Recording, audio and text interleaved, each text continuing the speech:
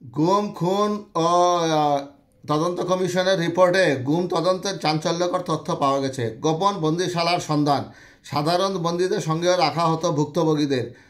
গুম সংক্রান্ত তদন্ত কমিশন 8টির বেশি গোপন বন্দিশালা শনাক্ত করেছে, যেখানে গুমের শিকার ব্যক্তিদের আটকে রাখা হতো। কমিশনের তথ্য অনুযায়ী প্রতিরক্ষা গোয়েন্দা মহাপরিদপ্তর, র্যাব ও পুলিশের counter terrorism and transnational crime unit এসব বন্দিশালা পরিচালনা করত। দেশজুড়ে এই গোপন স্থাপনাগুলোতে গুম হওয়া ব্যক্তিদের আটক রাখা হতো। এছাড়া কখনো কখনো তাদের সাধারণ বন্দীদের সঙ্গে রেখেও বন্দির অবস্থায় রাখা হতো। গুম সংক্রান্ত তদন্ত কমিশনের অন্তর্বর্তী প্রতিবেদন থেকে উঠে এসেছে উদ্বেগজনক তথ্য। গত শনিবার রাষ্ট্রীয় অতিথি ভবন যমুনায় কমিশন আনফোল্ডিং দি ট্রুথ শিরোনামে প্রতিবেদনটি প্রধান উপদেষ্টার কাছে জমা দেয়।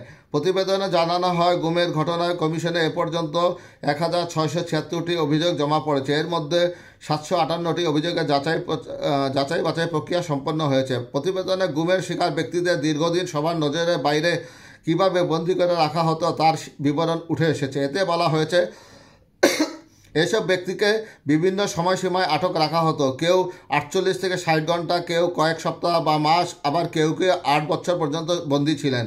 অনেকের ধারণা, গুমের শিকার ব্যক্তিদের কেবল গোপন বন্দিশালায় আটকে রাখা হতো। তবে জীবিত ফিরে আসা কয়েকজনের সাক্ষাৎকারে উঠে এসেছে ভিন্ন চিত্র। তারা জানান, অনেককে এমন বন্দিশালায় রাখা হয়েছিল যেখানে সাধারণ বন্দীদেরও আটক রাখা হতো। উদাহরণস্বরূপ, ডিবি কর্তৃক আটক ব্যক্তিদের বন্দিত্বের কথা উল্লেখ করা হয়েছে। বৈধ ও অবৈধ বন্দীদের একই স্থানে রাখার ফলে গুমের শিকার ব্যক্তিদের বন্দিদশায় কতটা জটিল পরিস্থিতির মধ্যে দিয়ে যেতে হয়েছে তা সহজেই অনুমান করা যায়।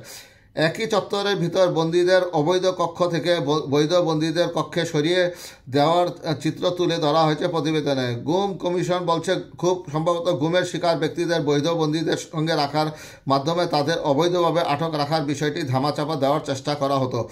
গুম থেকে বেঁচে ফেরা ব্যক্তিদের বিস্তারিত সাক্ষাৎকারের ভিত্তিতে কমিশন ধারণা করতে পেরেছে তাদের কোথায় কোথায় বন্দী রাখা হয়েছিল। প্রতিবেদনে এর একটি উদাহরণ উল্লেখ করা হয়েছে। একজন ভুক্তভোগী জানিয়েছেন, এক বন্দিশালায় তিনি একটি ভিন্ন ধরনের দরজা লক্ষ্য করেছিলেন। এই তথ্যের ভিত্তিতে কমিশন একটি কক্ষ চিহ্নিত করতে সক্ষম হয়, যা একসময় 3টি পৃথক কক্ষে বিভক্ত ছিল।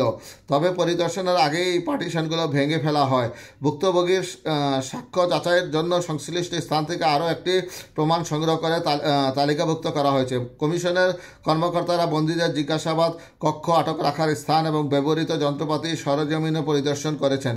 তাদের উদ্দেশ্য ছিল ঘটনাস্থল থেকে তথ্য প্রমাণ সংগ্রহ করা। এই লক্ষ্যে তারা আইনশৃঙ্খলা রক্ষাকারী বাহিনী এবং নিরাপত্তা বাহিনীর জ্যেষ্ঠ কর্মকর্তাদের সঙ্গেও আলোচনা করেছেন। গোপন বন্দিশালা দেখতে গোপন তদন্ত কমিশন যেসব দপ্তরে গেছে সেগুলো হলো ডিজিএফআই, সিটিটিসি, ডিবির প্রধান কার্যালয়, চট্টগ্রাম মহানগর পুলিশের DB, rapid action battalion 2, 4, 7, 11, RAB 2, CPC 3, র্যাবের সদর দপ্তর, চট্টগ্রাম কেন্দ্রীয় কারাগার ও এনএসআই এর চট্টগ্রাম বিভাগীয় কার্যালয়।